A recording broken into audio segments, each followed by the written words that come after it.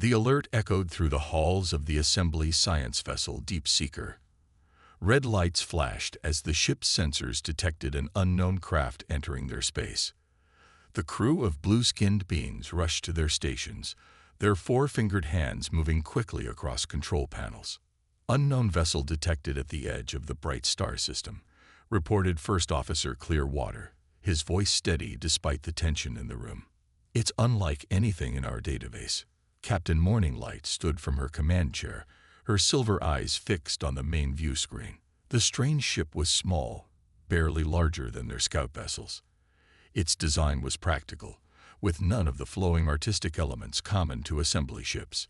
Instead, it had sharp angles and what appeared to be numerous sensor arrays across its hull. "Begin first contact protocols," Morninglight ordered. The assembly had encountered 5 other species before, bringing them all into their peaceful coalition. This would be the 6th, and they would follow the same careful procedures that had worked so well before. The Deep Seeker moved closer, broadcasting peace signals on all known frequencies. The unknown ship remained silent, but adjusted its course slightly. Several small panels on its hull shifted position. "Captain," Clearwater's voice rose with alarm. "Energy readings are spiking from the vessel. They're activating some kind of shield system." Morninglight felt her heart's race. Shields meant weapons. Weapons meant violence. The assembly had worked for generations to eliminate warfare from their coalition. They couldn't allow a violent species to threaten that peace. "They're preparing to attack," she declared, making the hardest decision of her career. "We cannot allow them to strike first. Target their main power systems. A quick, clean disable. No one needs to die today." The Deep Seeker's weapons powered up. The alien ship's panels continued to move, probably targeting systems coming online. Morninglight watched as her weapons officer took aim at what they assumed was the vessel's power core. The first shot missed as the ship moved with surprising speed. The second shot grazed its hull, leaving a black mark. The third shot hit something critical. The unknown ship's lights flickered, and then a cascade of explosions ripped through its structure. Morninglight had expected it to be disabled. Instead, she watched in horror as the ship broke apart, secondary explosions consuming what remained of the vessel. "Life signs?" she asked quietly. Clearwater checked his instruments 3 times. "None detected, Captain." The ship's destruction was more complete than we anticipated. Their power systems must have been highly unstable. Morninglight sank back into her chair. This wasn't how first contact was supposed to go. But she had acted to protect the assembly, hadn't she? These aliens had raised shields, prepared weapons. The assembly's long peace had to be protected, even if it meant occasional harsh actions. "Begin recovery operations," she ordered. "I want every piece of that ship collected for study. We need to know who they were and if there are more of them out there."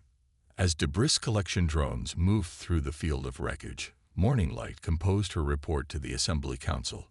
She detailed the unknown ship's aggressive posture, its military design, the necessity of their response. The Council would understand. They had to understand. Among the recovered debris, they found fragments of text in an unknown language. The largest piece bore the words "Research Vessel" and "Peaceful Exploration NITATIV," but the Assembly's translation algorithms couldn't decipher the strange angular script. They catalogued it with the rest of the salvage and moved on. The Assembly Council reviewed Morninglight's report and commended her quick action to protect their space. Samples from the wreckage were distributed to research stations throughout Assembly space for study. The Council issued orders to watch for more ships of similar design. They didn't have to wait long. 3 months later, another ship would appear, but it wouldn't be a small research vessel. And this time, humanity wouldn't be coming to explore. As the Deep Seeker continued its patrol route, Morninglight looked out at the stars. She couldn't shake the feeling that something was wrong, that she had made a terrible mistake. But the Assembly had survived for generations by being careful, by eliminating threats before they could grow. She had done the right thing. She didn't know that across the galaxy, a message was already racing toward Earth, carried by automated buoys from the destroyed research ship. She didn't know that humans had been watching the assembly for years, carefully studying them through stealth probes. And she certainly didn't know that the ship's shields hadn't been weapons charging, but rather a standard safety procedure for approaching unknown vessels. Morning Light had no way to know that her decision had just started a chain of events that would change the assembly forever. 3 months of peaceful silence had lulled the assembly into a false sense of security.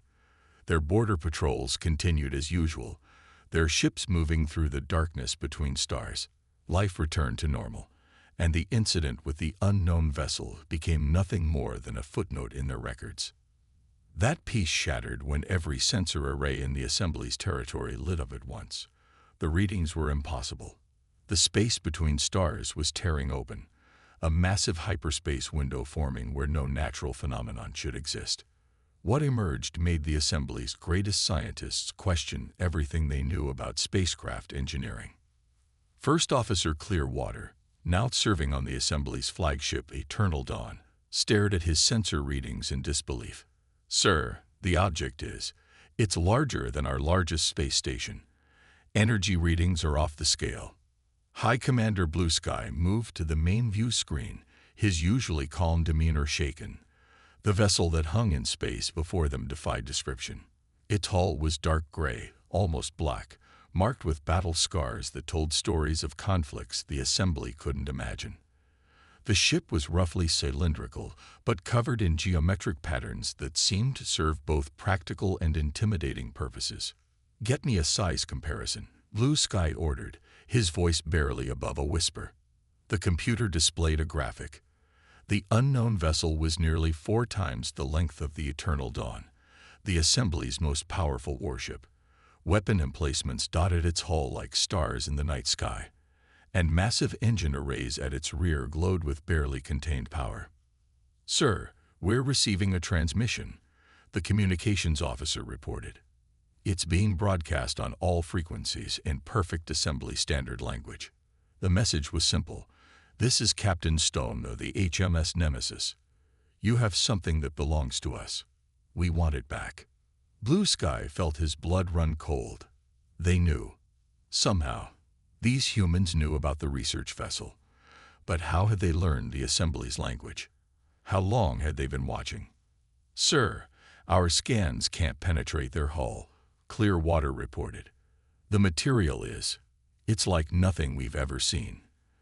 And their shield technology, the energy readings suggest they could survive a direct hit from our entire fleet." As if to emphasize this point, smaller craft began launching from the Nemesis. Each one was the size of an assembly corvette, moving with impossible speed and precision. They took up defensive positions around their mothership, their formations speaking of countless hours of drill and practice. "Launch our fast response fleet," Blue Sky ordered. "But do not engage. I repeat, do not engage." He had seen enough to know they were outmatched. The assembly's greatest advantage had always been their technology, but this vessel made their most advanced ships look like children's toys. The assembly ships moved into position, their crews nervous but professional. The human fighters didn't react, maintaining their positions with machine-like precision. The message repeated, "Return what you took from us." In the 3 months since the incident, the assembly had studied every piece of the destroyed research vessel. They had learned nothing useful. The technology was either too damaged or too advanced to understand. Now Blue Sky realized with growing horror that the research ship had been primitive by human standards. It had been a test, perhaps, or an olive branch, and they have destroyed it. "Sir," Clearwater's voice shook slightly. "We're detecting more hyperspace windows forming. 3 more vessels of similar size are emerging at the edges of our territory." Blue Sky watched as the tactical display updated. The humans had them surrounded. Their ships had appeared at perfect strategic positions, cutting off any possible escape routes. This wasn't just a show of force. It was a masterclass in military strategy. The assembly scientists had estimated it would take a civilization at least 30 years to reach their territory from the direction the research vessel had come from. These humans had arrived in 3 months, which meant they had already been here, watching, waiting, their presence completely hidden from the assembly's best detection systems. As Blue Sky stared at the massive form of the Nemesis, he understood the truth. The assembly hadn't been testing the humans for membership in their coalition. The humans had been testing the assembly, and they had failed that test in the worst possible way. The humans weren't asking for permission to enter assembly space. They were demanding accountability, and they had brought enough firepower to ensure they got it. Captain Stone stood on the bridge of the HMS Nemesis, his weathered face reflected in the massive view screen. Below him, the bridge crew worked in practiced silence, monitoring the assembly ships that buzzed around his vessel like confused insects. He had fought in the Mars rebellions, faced down the mining corporations, and survived first contact with 3 hostile species. This situation was different. This wasn't about fighting. It was about justice. "Open a channel to their flagship," he ordered. His voice was quiet but carried the weight of authority earned through decades of service. "Let's show them what they're dealing with." The main screen flickered to life, showing the assembly commander's face. Stone noted the alien's blue skin, silver eyes, and the obvious fear it was trying to hide. Good. Fear meant they would listen. "I am Captain John Stone of the Earth Fleet ship Nemesis," he began, each word carefully chosen. "3 months ago, you destroyed one of our research vessels, killed 20 of our people who came to you in peace." The assembly commander, Blue Sky, tried to maintain his composure. "We believe your vessel was preparing to attack. Its systems were following standard first contact protocols." Stone cut him off. "Protocols we developed after centuries of meeting new species. Protocols designed to protect both sides during first contact." He leaned forward slightly. "Protocols we knew you had observed us using with 3 other species before we approached you." The color drained from Blue Sky's face. You were watching us." Stone's expression didn't change, but his eyes hardened. "We've been watching for 12 years, learning your languages, studying your culture, making sure you were ready for contact." He paused, letting that sink in. "We hid our probes in your asteroid belts, disguised our satellites as space debris. We wanted to understand you before we revealed ourselves." The bridge of the eternal dawn fell silent. 12 years. The humans had been in their space for 12 years, and the assembly's best detection systems had found nothing. "The ship you destroyed," Stone continued, "was our way of saying hello. It was unarmed. Its shields were defensive only. The crew," his voice caught slightly, "the crew were scientists, explorers, the best of us." Blue Sky found his voice. We didn't know. We can explain." "You can return them," Stone interrupted. "Every piece of wreckage, every scrap of data you collected, every remain you recovered. You have 6 hours." The assembly commander straightened. "And if we refuse?" Stone smiled. It wasn't a pleasant expression. "Look at your tactical display, Commander. Really look at it." Blue Sky glanced down. The human ships had moved again, so slowly and subtly that no one had noticed. They now formed a perfect geometric pattern around the assembly's main worlds. Their positions matched exactly with the assembly's primary defense platforms that were supposed to be hidden. "We know the location of every weapons platform, every shield generator, every power relay in your territory," Stone said quietly. "We knew them before we arrived. The Nemesis alone has enough firepower to reduce your largest military base to ash, and it's not even our most powerful ship." The assembly commander's hands gripped his chair tightly. You destroy us over 20 deaths." Stone's expression softened slightly. "No, we wouldn't. That's the difference between us, Commander. When you faced something you didn't understand, you chose to destroy it. We choose to understand first. Fight only when we must." He straightened. 6 hours. Return our people. Then we talk about how we move forward from this." The screen went dark. Blue Sky turned to his tactical officer. "How did they move without us noticing?" Sir, the officer's voice shook. According to our sensors, they haven't moved at all. Their drives never activated. They're somehow masking their real positions. What we're seeing might not even be their actual locations. Blue Sky stared out at the massive form of the Nemesis. In just 10 minutes, Captain Stone had revealed that everything the assembly thought they knew about their own space was wrong. Their sensors couldn't be trusted. Their defenses were already compromised. Their technological superiority was an illusion, and they had 6 hours to prove they deserved a second chance. Not everyone in the assembly leadership agreed with Blue Sky's decision to comply with the humans' demands. Star Chaser, the commander of their most advanced battle fleet, decided to prove that the assembly wasn't helpless. He launched his attack during the 4th hour of their deadline, believing he could catch the humans off guard. He was wrong. The assembly's most powerful warships streaked toward the Nemesis, their engines pushing to maximum speed. Star Chaser had gathered 40 ships, each one armed with their latest weapons. His flagship, the Thunderstrike, led the formation. "Enemy ships approaching," reported the Nemesis' tactical officer with almost bored calm. "Their weapons are charging." Captain Stone didn't even stand from his chair. "Show them why that's a mistake." Defensive Pattern 3. The space around the Nemesis came alive. Points of light appeared and disappeared faster than eyes could track. The assembly sensor officers watched in confusion as their readings went crazy. The human ship was somehow in multiple places at once, each image perfect and solid. "Fire," Star Chaser ordered. Beams of energy and plasma torpedoes streaked toward the Nemesis.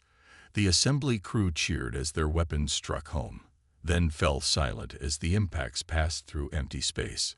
The real Nemesis was elsewhere, their attacks hitting nothing but clever light projections. "Their targeting systems are primitive," Stone noted quietly. "Send out the drones. Non-lethal responses only." Small objects, each no bigger than a cargo container, launched from the Nemesis. The assembly crews barely noticed them, focused instead on trying to find the real human ship among the phantom images. That was their second mistake. The drones moved faster than the assembly's best fighters, weaving between their ships with impossible precision. They didn't fire weapons. They didn't need to. Instead, they emitted focused energy pulses that swept across the assembly vessels. Ship after ship went dark, their systems shutting down as the pulses overrode their control systems. Engines died, weapons powered down, and artificial gravity failed. In less than 2 minutes, 35 of the 40 ships were drifting helplessly in space. Star Chaser watched in horror from the Thunderstrike. "How? Our shields should have stopped any energy weapon." His tactical officer's voice shook as she answered. "Sir, they didn't break through our shields. They used our own shield frequencies to transmit the shutdown codes. They turned our defenses into a weapon against us." The remaining 5 ships, including the Thunderstrike, tried to retreat. That was when they learned their third lesson about human technology. Their engines wouldn't respond. The drones had locked them in place with invisible tractor beams, the energy requirements for such technology beyond anything the assembly had thought possible. "A good attempt," Stone's voice came through on all their channels, "but poorly executed. Your ships are now disabled. Your crews are safe. We'll keep them that way until this situation is resolved." From the eternal dawn, Blue Sky watched the entire battle, if it could even be called that. His best tactical analysts were still trying to understand what they had seen. The humans hadn't fired a single shot, hadn't caused any real damage, and had disabled the assembly's most advanced fleet in less time than it took to have a conversation. "Sir," Clearwater's voice was barely a whisper, "we're getting readings from the disabled ships, the drones. They're rewriting the assembly security protocols. Our best encryption is being broken and replaced. We can't even understand the new code they're installing." Blue Sky nodded slowly. He understood now. The humans weren't just showing off their military might, they were demonstrating the gap between their civilizations. The assembly had thought themselves advanced, had prided themselves on their technological achievements. But to the humans, they were children playing with toys they didn't fully understand. The drones continued their work, systematically upgrading and locking down the assembly systems. They moved with purpose, their actions precise and coordinated. This, Blue Sky realized, was probably just a small sample of what humanity could do. If they had wanted to destroy the assembly fleet, it would have been just as quick, just as efficient, but with far deadlier results. They still had 2 hours until the deadline. Blue Sky opened a channel to all assembly worlds. It was time to return what they had taken before they received any more demonstrations of humanity's technological superiority. Deep in the assembly's main research station, lead researcher First Light stared at the data streaming across his screens. The humans had demanded the return of everything from their destroyed research vessel, but they hadn't said anything about copying the data first. What he found in those files made his heart stop. "This can't be right," he muttered, double-checking the translation. "The dating must be wrong."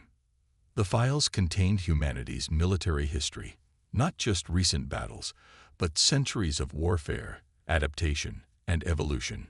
The research vessel had carried these records as a warning, a way to say, "This is who we were. This is who we chose not to be anymore." First Light called up the earliest relevant records. Humans had nearly destroyed themselves multiple times, with weapons that could level cities and poison entire continents. But they had survived. They had learned. Each time they came closer to extinction, they pulled back from the edge and grew stronger. Then came their first steps into space. They had already fought 3 major wars before they even left their solar system. The Mars rebellions, mentioned in passing by Captain Stone, had been a conflict over independence and resources. The humans hadn't just fought it. They had used it to perfect their space combat techniques. "Sir," his assistant called out, "you need to see these technical specifications." The screens filled with designs for weapons and defense systems. The research vessel, which the assembly had thought was armed for combat, had actually been one of humanity's most basic ships. Its weapons were nothing more than standard testing equipment. Its shields, which had scared morning light into attacking, were simple navigation barriers. "Look at these dates." First Light pointed to the screen. According to this, humans fought and won a war against a species that could manipulate gravity itself. They didn't just win. They learned how to use that same technology. Then they improved it. More data scrolled past. Records of battles against enemies that could travel through time, species that could control minds, civilizations that had mastered dark energy. Each time, humanity hadn't just survived. They had adapted, taking their enemies' strengths and making them their own. "The Nemesis," First Light whispered, pulling up the current sensor readings. "It's not just a warship. It's a testament to everything they've learned." The massive human vessel contained technology from at least 7 different species. Its hull was made of materials developed to fight enemies that used energy weapons. Its drive systems combined principles from 3 different faster-than-light technologies. Even its basic computer systems were a fusion of organic and mechanical processing that the assembly had never imagined possible. First Light found records of humanity's first encounters with other species. Some had gone well, leading to peaceful alliances. Others had gone badly, but only at first. The files showed multiple cases where initial conflicts had eventually led to strong friendships. Humanity, it seemed, was willing to forgive enemies who showed genuine remorse. "Sir," another researcher called out, "I found their current military doctrine." The document was simple but chilling. Humanity believed in peace through strength, but also strength through peace. They would rather make allies than enemies. But if forced to fight, they would do so with overwhelming force, ending conflicts quickly to minimize suffering on both sides. That's why they sent the research vessel first. First Light realized. They were giving us a chance to show our true nature. His hand shook as he typed, bringing up the assembly's own records of the incident. And we showed them exactly what they were testing for: fear, aggression, and poor judgment. The deeper they dug into the files, the clearer it became. Humanity had been testing potential allies and enemies for centuries. They had learned to spot the warning signs of both. The Assembly's reaction to a simple research vessel had told them everything they needed to know. First Light sent an urgent message to Blue Sky. The Assembly hadn't just destroyed a human ship. They had failed a carefully designed test of character. But the files suggested hope. Humans valued honesty, responsibility, and the willingness to admit mistakes. The Assembly still had 1 hour left to prove they could learn from their errors. First Light hoped it would be enough. Because if they failed this second test, the historical records made one thing very clear. They wouldn't get a third chance. Time was running out. With just 30 minutes left before the humans' deadline, the Assembly's leadership argued in circles. Some wanted to fight, despite the obvious technological gap. Others suggested evacuating their worlds, though their ships would never escape in time. None of their plans seemed viable. In a small monitoring station on the Assembly's third world, a junior officer named Dawn watched the debate with growing frustration. She was young by Assembly standards, barely 50 cycles old, but she understood something her leaders seemed to have forgotten: the value of simple truth. Her hand shook as she accessed the communication system. What she planned to do would probably end her career. It might even get her arrested. But after studying the sensor logs of the original incident with the research vessel, she knew she had to try. "This is Junior Officer Dawn of the Assembly." She broadcast directly to the Nemesis, bypassing all normal protocols. "I have access to the records you requested. I'm transmitting them now, along with my personal apology to the families of those we killed." The Assembly leadership fell silent as they realized what was happening. On her screen, Dawn saw security forces already heading for her station. She didn't care. She kept talking. "We were wrong," she continued, her voice clear and steady. "We acted out of fear and ignorance. The deaths of your people weigh heavily on our conscience. I'm sending everything we recovered, including our full analysis of the incident. We offer no excuses, only honest regret." The security forces were almost at her door when Captain Stone's voice filled every speaker in Assembly space. "Message received. Junior Officer Dawn.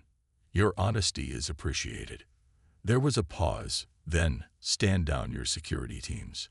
This officer has done what your leaders should have done hours ago." Dawn's door slid open, but the security forces stopped at the threshold. On every screen in the Assembly's territory, a new message appeared. It was the complete sensor logs from the human research vessel, showing exactly what had happened from their perspective. The Assembly watched as their attack unfolded from the other side. They saw the human crew's confusion, their desperate attempts to communicate. The research vessel's shields hadn't been charging weapons. They had been trying to match frequencies to make communication easier. The final minutes showed the crew sending messages of peace, even as the Assembly's weapons tore their ship apart. "Your junior officer has shown us something important." Stone's voice was softer now. "She has demonstrated that at least some of your people understand the value of truth and responsibility. That gives us hope." The Assembly leadership watched in shock as the Nemesis's weapon systems powered down. The smaller ships maintained their positions, but their aggressive stance relaxed slightly. "We did not come here for revenge," Stone continued. "We came for justice and to understand whether peaceful relations were possible. Officer Dawn's actions suggest they are." Blue Sky found his voice. "You would still consider peace after what we did." "Your people made a mistake," Stone replied. "A terrible one, born of fear and misunderstanding. But mistakes can be learned from. Officer Dawn has shown us that your people are capable of admitting error and seeking to make things right. That matters more than the original mistake." Dawn felt tears in her eyes as Stone continued. "We propose a new beginning. The Assembly will acknowledge its error publicly. You will help us create a memorial for our lost crew. And then we will begin again, this time with honesty and mutual respect as our foundation." The security forces around Dawn retreated. On her screens, she saw the Assembly leadership nodding slowly. They understood now. The humans hadn't just been testing their military strength or their technological advancement. They had been testing their character. One condition, Stone added. Officer Dawn will be part of the diplomatic team. We need people who understand that courage sometimes means admitting mistakes and taking responsibility for them. The assembly leadership agreed quickly. They had seen enough of human technology to know this was a generous offer. But more than that, they had finally understood what humanity had been trying to teach them from the beginning. True strength lies not in weapons or shields, but in the ability to face truth and learn from it. Dawn looked up at the massive form of the Nemesis through her station's window. The ship no longer seemed threatening. Instead, it looked like a bridge between two civilizations, one that had learned its hard lessons long ago, and one that was just beginning to learn them now. 1 year had passed since the day the Nemesis appeared in assembly space. The massive ship now rested in a newly constructed dock above the assembly's homeworld, but it no longer brought fear to those who saw it. Instead, it had become a symbol of change, of lessons learned, and of hope. Dawn stood at the observation window of the new Human Assembly Cooperation Center, watching ships from both civilizations move through space together. She wore the silver bars of a diplomatic officer now, earned not through years of service, but through one moment of honest courage. Still hard to believe how much has changed, Captain Stone said, walking up beside her. He had removed his military uniform, wearing instead the simple blue clothes of a peace ambassador. The assembly had learned that this meant more than any gesture. Humans valued their military gear, and setting it aside showed true trust. Dawn nodded. A year ago, we thought we were the most advanced civilization in this part of space. We were so wrong about so many things. Below them, human engineers worked alongside assembly technicians, upgrading their defense systems. But they weren't just installing new technology. They were teaching the assembly how it worked, helping them understand the principles behind each advancement. Your people learned quickly, Stone said, watching an assembly ship practice new maneuvers with a human escort. Once you stopped being afraid of us, your natural curiosity took over. The changes went far beyond military technology. Human medical knowledge had already extended assembly lifespans by decades. Their agricultural techniques had ended food shortages on 3 worlds. But most importantly, they had taught the assembly how to look at the universe differently. The memorial is almost ready, Dawn said quietly. On a peaceful world at the edge of assembly space, a garden was taking shape. 20 trees from Earth, one for each lost crew member, would grow alongside assembly plants.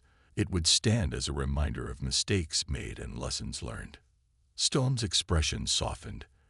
Their families appreciated your speech at the groundbreaking ceremony, your honesty about the assembly's mistakes, and your personal promise to prevent anything like it from happening again. It meant a lot to them. Dawn turned as a group of young assembly students rushed past, heading for their classes with human teachers. They carried tablets containing Earth's history, learning about humanity's long journey from war to peace. The assembly had realized that understanding humanity's past was key to building their shared future. We found more of your hidden observation posts last week, Dawn said with a small smile. The ones in the asteroid belt. Your technology for hiding them was amazing. Stone laughed. We've shown you how to find them all now. No more secrets between allies. He paused. Though I suggest you keep some of your own observation posts. Trust is good, but verification helps it grow stronger. That was another lesson the assembly had learned. Humans believed in peace through strength, in trust backed by capability. They had helped the assembly build their own advanced ships, not copies of human vessels, but unique designs that combine both civilizations' technologies. A flash of light caught their attention. The Nemesis's sister ship, the HMS Hope, emerged from hyperspace. Unlike the Nemesis, the Hope had been built with assembly input, its design reflecting both human power and assembly aesthetics. It was a symbol of their new partnership. The council is ready for today's meeting, Dawn said, checking her display. They want to discuss the joint exploration mission to the galaxy's core. Stone nodded. Exploring together. Much better than fighting, isn't it? As they walked to the council chamber, Dawn reflected on how far both civilizations had come. The assembly had learned humility, the value of honest communication, and the importance of facing their mistakes. Humans had learned that sometimes the best way to show strength was to offer mercy, to turn potential enemies into friends. The Nemesis still patrolled assembly space, but now it protected both civilizations. Its presence reminded everyone of that crucial moment when humanity had chosen to teach rather than destroy, to offer understanding rather than demand revenge. In the end, the assembly had discovered that their greatest advancement wasn't in technology or military power. It was in learning that true civilization meant having the courage to admit mistakes, the wisdom to learn from them, and the strength to build something better from the lessons learned.